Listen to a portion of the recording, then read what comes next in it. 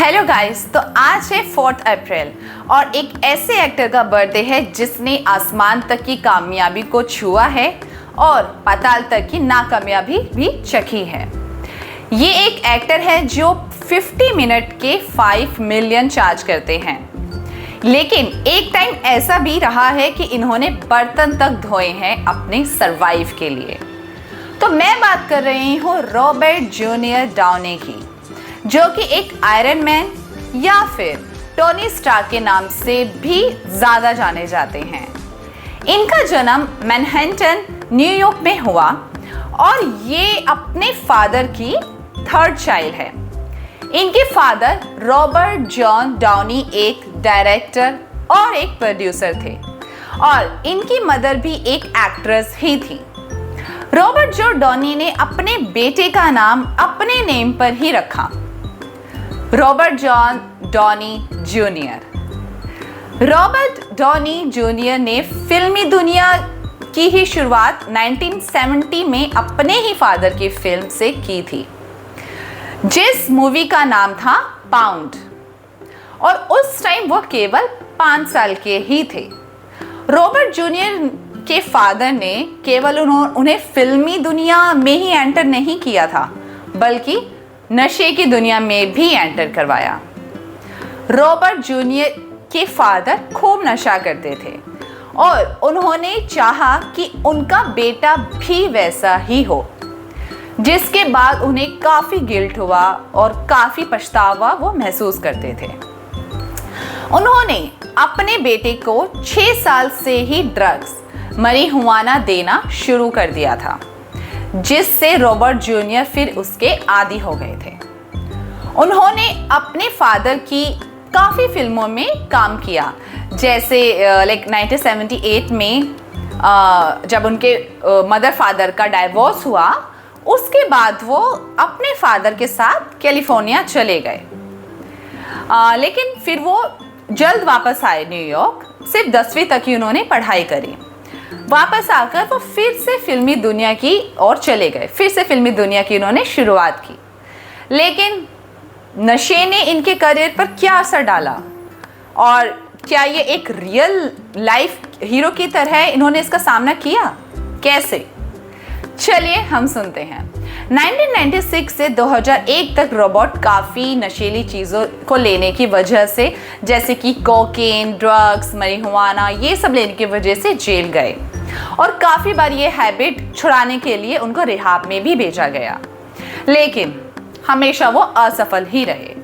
और जज ने पूछा कि क्यों अपने आप को तुम बर्बाद कर रहे हो, तो रॉबर्ट जूनियर ने ये कहा कि ये इस तरह है कि जैसे मानो मैंने अपने मुंह में बंदूक की नली घुसा रखी है और जिसका ट्रिगर मेरे हाथ में है, बस इसलिए कि मुझे गन मेटल का टेस्ट अच्छा लगता है। लेकिन इस नशे ने उनके करियर पर ज़्यादा असर नहीं डाला था, लेकिन कभी तो पढ़ना ही था।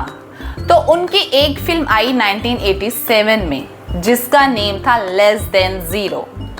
उसमें उन्होंने एक नशेड़ी का ही किरदार निभाया था, जो उनके असल ज़िंदगी से खूब मैच करता था। इस फिल्म में उन्हें खूब पॉपुलैरिटी मिली, लेकिन उनकी नशे की आदत भी काफ़ी ज़्यादा बढ़ चुकी थी। इस मूवी के बाद उन्हें काफ़ी मूवीज़ ऑफर हुई थी, जैसे कि चार्ली चैपलिन की बायोपिक। इस मूवी के बाद उन्हें एक बेस्ट एक्टर का भी अवार्ड मिला था। लेकिन अप्रैल 96 में फिर एक बार डाउनी को अरेस्ट किया गया। नशे के साथ उनके पास उस टाइम गन भी मिली थी, लेकिन वो पेरोल पर बाहर आ गए थे।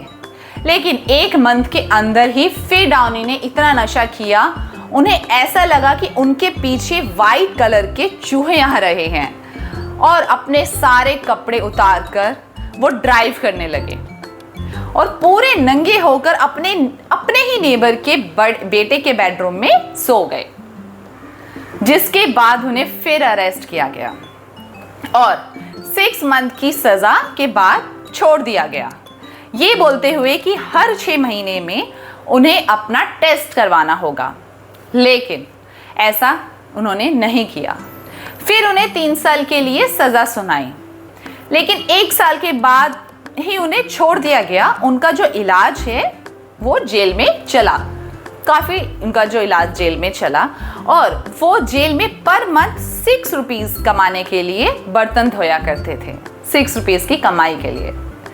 2000 के बाद डॉनी ने hit television show Ally McBeal में काम किया और फिर से काफ़ी पॉपुलैरिटी कमाई, लेकिन फिर 2002 में उनको नशे की वजह से अरेस्ट कर लिया गया, और इस वजह से इस बार उनकी फर्स्ट वाइफ ने भी उनको छोड़ दिया था। उनकी मदर ने एक इंटरव्यू में भी बताया कि डाउनी डिप्रेशन का शिकार है, जिस वजह से वो नशा नहीं छोड़ पा रहे हैं। लेकिन डाउनी ने इस बात पर इनकार कर दिया था एक टॉक शो में। लेकिन अब तक डाउनी ये समझ चुके थे कि उनको नशा से छुटकारा पाना ही होगा। तब उन्होंने योगा, कुंग फू जैसी चीज़ें ज्वाइन करी, और अपनी असल ज़िंदगी में भी वो एक आयरन मैन जैसे ही स्ट्रॉन्ग निकले। और फिर डाउनी ने फाइनल नशा छोड़ दिया, और इसमें उनकी सेकंड वाइफ सुजैन ने उनका पूरा साथ दिया। इसके बाद इन्होंने काफ़ी छोटी फिल्में जैसे कि द सिंगिंग डिटेक्टिव, किस किस बैंग बैंग और काफ़ी छोटे रोल किए। और सिर्फ एक्टिंग ही नहीं, डाउनी ने द फ्यूचरिस्ट एल्बम के साथ सिंगिंग भी किया। और फिर आता है उनके करियर का असली मोड़, जब 2008 में उन्हें आयरन मैन के लिए लीड रोल के लिए चुना गया। और फिर इस फिल्मी के बाद डाउनी को काफ़ी पॉपुलैरिटी मिली, और फिर 2010 में आयरन मैन 2 में भी टोनी स्टार्क का किरदार निभाया। और इसके बाद क्या था, उनका करियर कहीं नहीं रुका, एक के बाद एक हिट मूवीज़ जैसे कि 2009 में शेरलॉक होम्स, 2012 में द एवेंजर्स, और जो 2009 में शेरलॉक होम्स मूवी के बाद जो क्रिसमस था, क्रिसमस पर उन्हें गोल्डन ग्लोब अवार्ड भी दिया गया। लेकिन ये जानकर आपको हैरानी होगी कि रॉबर्ट डॉनी के पिछले रिकॉर्ड की वजह से रॉबर्ट का जापान की सरकार ने बैन किया हुआ है।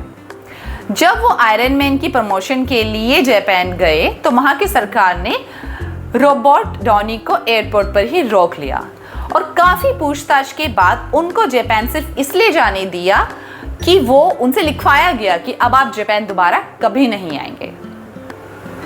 तो ये थी रॉबर्ट डॉनी जूनियर की एक ऐसी स्टोरी जिससे आप ये समझ सकते हैं कि हालात चाहे जैसे भी हो, फुल डेडिकेशन और मेहनत के साथ उनको बदला जा सकता है।